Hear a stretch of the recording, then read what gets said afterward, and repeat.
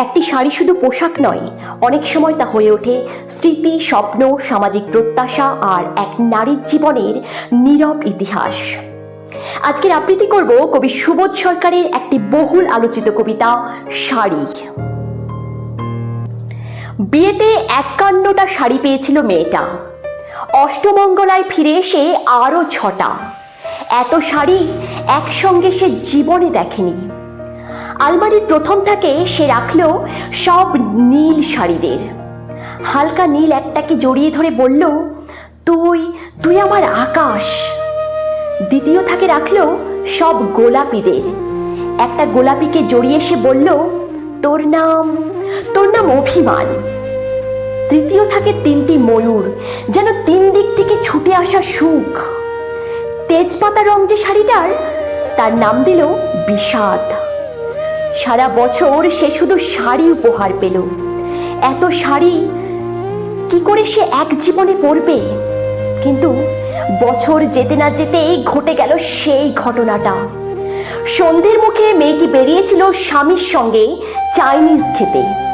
কাপড়ে মুখ বাঁধা 3টি ছেলে এসে দাঁড়ালো। স্বামীর তলপেটে ঢুকে গেল 12 ইঞ্চি।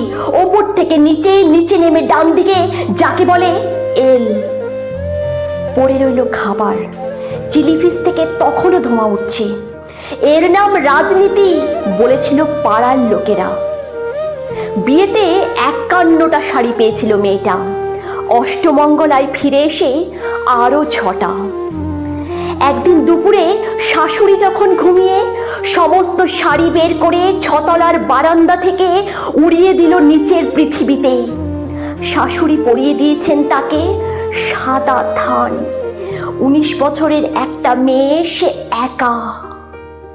কিন্তু সেই থানও এক ঝটকায় খুলে নিল 3 জন। পাড়ার মোড়ে একটি সদ্য নগ্ন বিধবা মেয়ে দৌড়াচ্ছে আর চিৎকার করছে, বাঁচাও বাঁচাও বাঁচাও। পেছনে 3 জন, সে কি উল্লাস! নির্বাক পাড়ার লোকেরা। বিয়েতে 51টা শাড়ি পেয়েছিল মেয়েটা, অষ্টমঙ্গলায় ফিরে এসে আরও 6টা।